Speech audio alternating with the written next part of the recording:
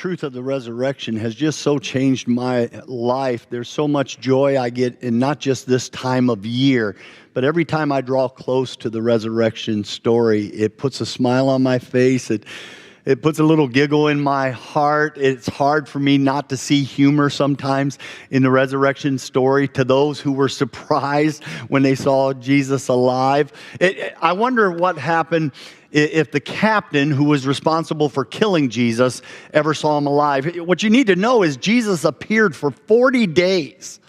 For 40 straight days, he just appeared all over the community. The Apostle Paul tells us over 500 witnesses, and it was 500 witnesses all at one time saw him. And so the number of witnesses we're really not even sure of. What if you were the captain of the guard the day that Jesus died and you were responsible for killing this guy and then putting him in a tomb and then securing that tomb with a stone and then sealing that tomb and then putting a Roman guard there to protect that tomb, and then 3 days later an angel rolls a stone away, not to let Jesus out, but to reveal that tomb is completely empty? What if you're the Roman guard, the captain, and all of a sudden you run into Jesus after you've killed him? How's that go down? Wait 1 minute. And what does Jesus say to you as he walks by? Hey, how you doing? Did I just make Jesus sound Italian? I'm sorry about that, but it just, for me, there's so much joy inside the resurrection story. Now, I know not everyone buys into it. I know there are some serious doubters out there. Did you know that Thomas Jefferson, our third president of the United States, took his Bible and he removed every miracle in the Bible. All he wanted was the moral teaching of Jesus. He did not believe in miracles. He was a serious doubter when it came to the resurrection. Did you know that you can go on Amazon and order a Thomas Jefferson Bible?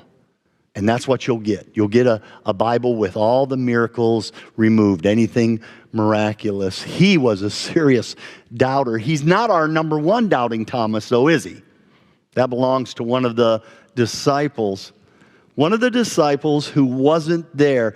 He's listed as doubting Thomas so many times. Your grandparents may have used that phrase with you. Oh, don't be a doubting Thomas now. How would you like your one big mistake attached to your name forever? That wouldn't be cool. So today is that part of the story. We're in John chapter 20, and I'm going to start reading with verse 24. Now Thomas, also known as Didymus. Didymus means twin, by the way, so maybe you didn't know that. One of the disciples had a twin, and so they called him twin. He was one of the 12. He was not with the disciples when Jesus came. So the other disciples told Thomas, "We have seen the Lord." He said, "Oh, come on. Unless I see the nail marks in his hand and put my finger where his nails were and put my hand into his side, I will not believe." Can I tell you what I just love about this portion right here? I love that a serious doubter is still spending time with believers.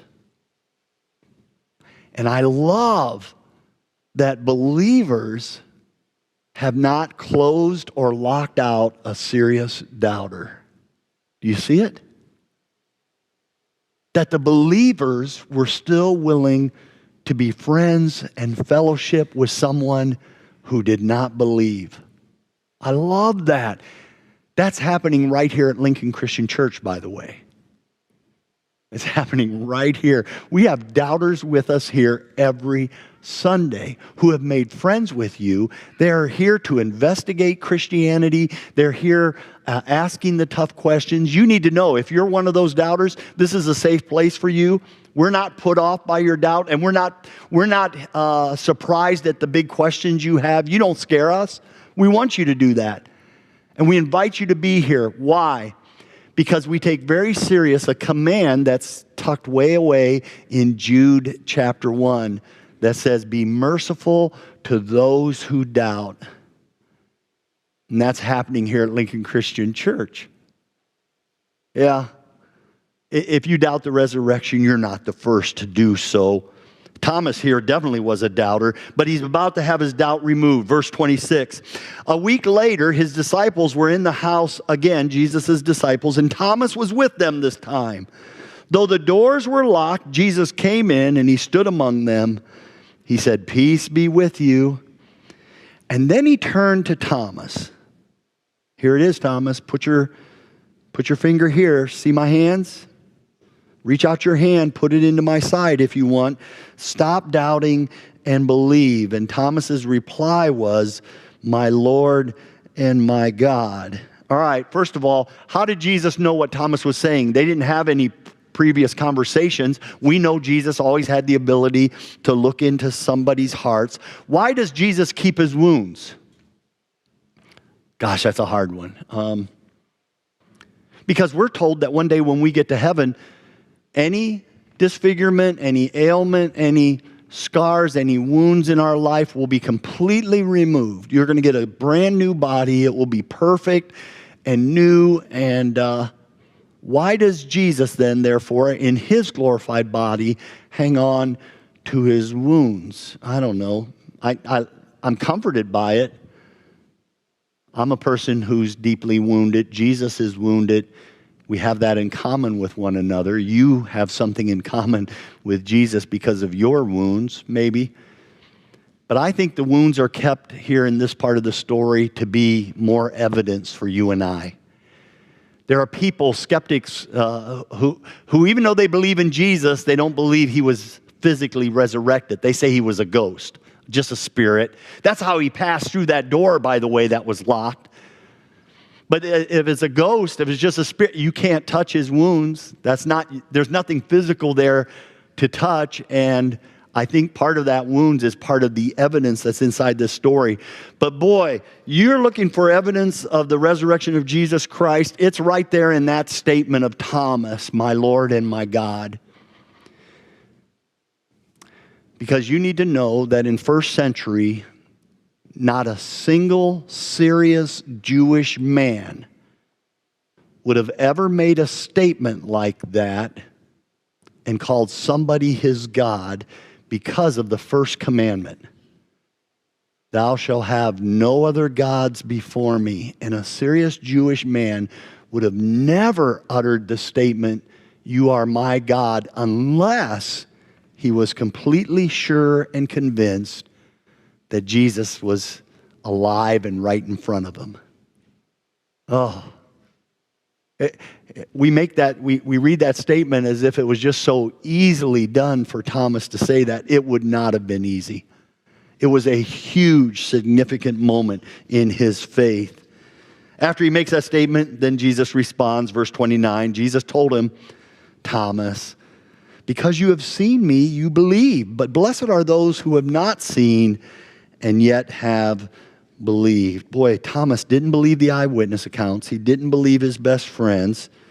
Thomas was elsewhere the first time Jesus showed up, and that made me ask why. Why did Jesus come back to the disciples without Thomas being there? Come on, think about this for a moment.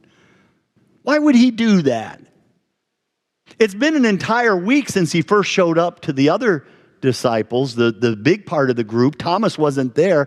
So for the whole week, they've been telling Thomas, "He's alive, he's alive." And Thomas has been saying, "No, he's not. No, Why in this story does it appear Jesus wanted a doubter in this story? Oh, sure enough, there's other doubters in the resurrection.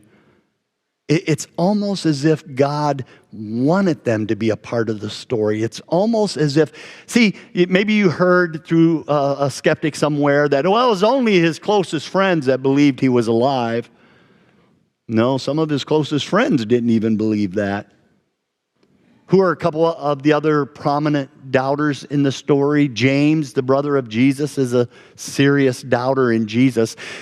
All of James's childhood, being a stepbrother of Jesus, Jesus is in his ministry, and James is part of the group that comes to get his brother who he thinks is out of his mind. He does not accept Jesus as the Messiah. He thinks Jesus is just a phony. They think maybe Jesus' mind is a little broken. They come to get him. His whole family come to get him. James is in that group. James knew Jesus died. His mother was there at the cross, so she would have done the same thing that every mother does. She calls all the other siblings, make sure word gets to them.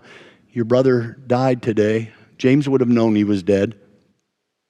And then in 1 Corinthians, it tells us James has an encounter. He sees his brother alive. James moves from not only being a doubter to being a believer, to then being a follower, to then being a proclaimer, to then being a writer of one of the New Testament books. The book of James is written. And in the book of James, James refers to Jesus as his Lord. How do you explain that? A brother who suddenly just flips and becomes a believer. That's a hard one to explain. It's not my favorite doubter. It's not my favorite proof. My favorite proof in all of the resurrection evidence is the Apostle Paul. He's always been my favorite. Paul starts out in the gospel story, by the way, as Saul of Tarsus. Saul of Tarsus is a serious, hostile witness for Jesus Christ.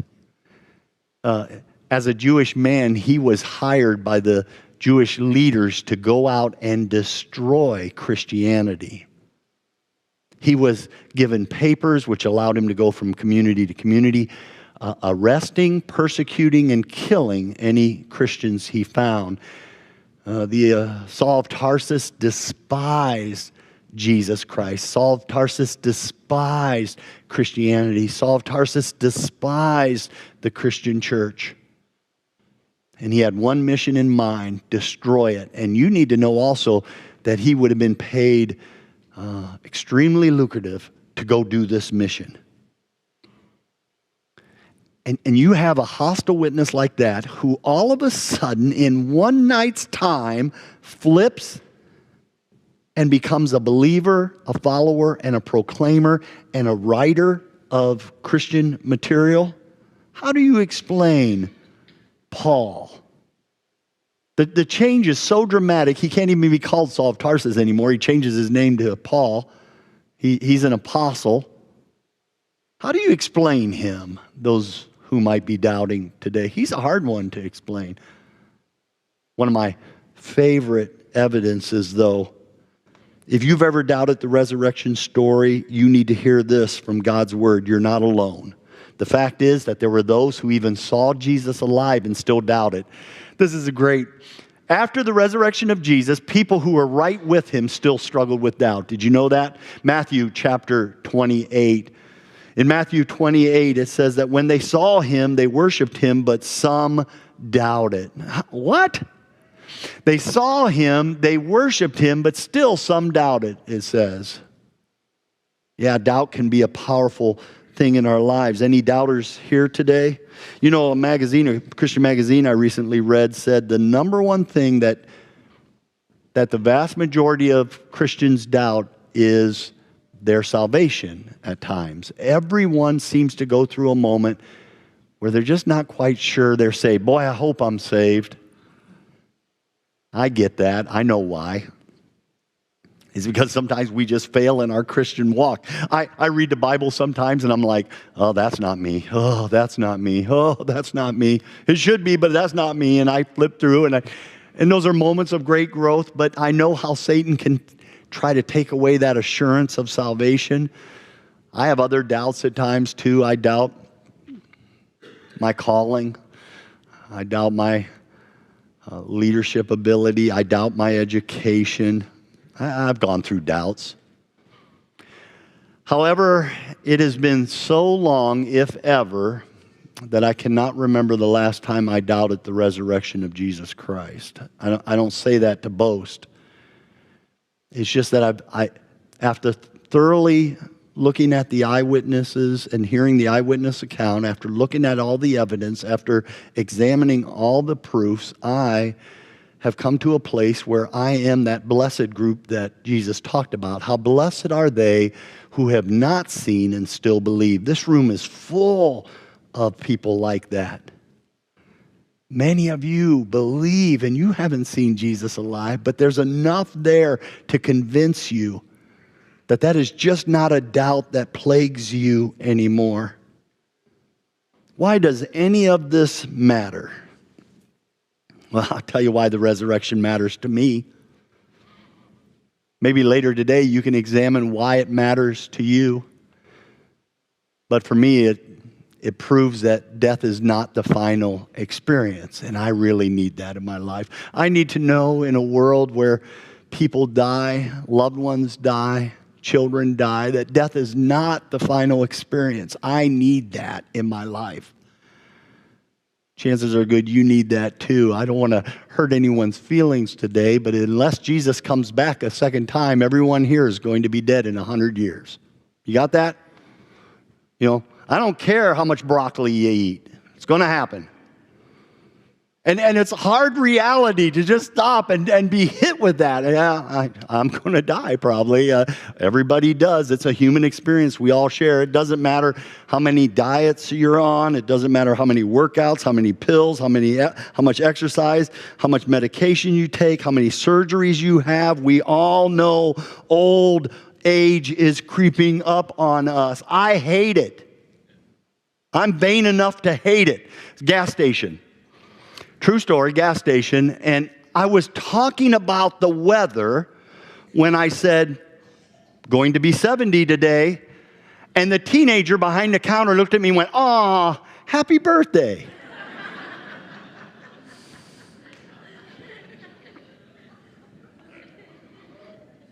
I don't go there anymore. The resurrection for me screams, you just wait, Ron. There's so much more. There's more. Just wait. There's more. When was the last time you watched an infomercial? Isn't that the slogan that they always use? Here's this amazing item. What does every salesman always say? But wait, there's more. There's more. If you order right now, you can get 2 Ginsu steak knives, Gazelle workout machine, the Snuggie blanket, the Silver Bullet pocket garden hose. They hit you with the price, and when you're sitting there going, wow, that's not a bad price. Oh, but wait, there's more. If you order right now, you'll get 2. Who falls for that anyway? I did. I now have 2 miracle pillows. But hey, 1 was free, Oh my goodness. Just wait, there's more. The resurrection of Jesus Christ just screams that to me, and I need it. My soul needed to hear that even when we die, if you're rightly connected to Jesus, there is so much more coming. You just wait, there's more. For those of you in the room, you struggle with doubt, you're right where you need to be, right here with us. Your doubt will not take away our belief. Oh, but be careful, because there's a good chance our belief might remove your doubt.